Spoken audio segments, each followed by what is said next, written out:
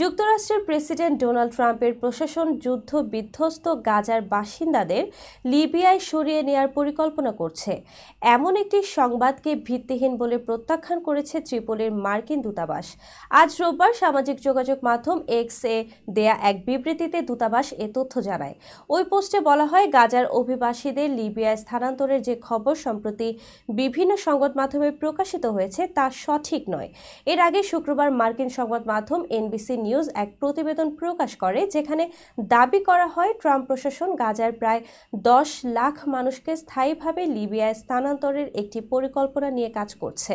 প্রতিবেদনে 5টি সূত্রের বরাতে এ দাবি করা হয়, যাদের মধ্যে 2 জন সরাসরি বিষয়টির সঙ্গে জড়িত বলে উল্লেখ করা হয়। এ নিয়ে এখনও লিবিয়ার ত্রিপোলি ভিত্তিক আন্তর্জাতিক স্বীকৃত জাতীয় ঐক্যের সরকার আনুষ্ঠানিক কোনো প্রতিক্রিয়া জানায়নি। গত জানুয়ারিতে দ্বিতীয় মেয়াদে ক্ষমতায় ফিরে প্রেসিডেন্ট ট্রাম্প গাজা উপত্যকা খালি করার পরিকল্পনার কথা বলেন এবং মিশর ও জর্ডানকে ফিলিস্তিনিদের আশ্রয় দেওয়ার আহ্বান জানান। তবে দেশ দুটি এই প্রস্তাব প্রত্যাখ্যান করে। তীব্র সমালোচনার মুখে গত মার্চে ট্রাম্প ঘোষণা দেন, গাজা থেকে কাউকে সরানো হবে না। সেই বক্তব্যকে তখন স্বাগত জানায় হামাস।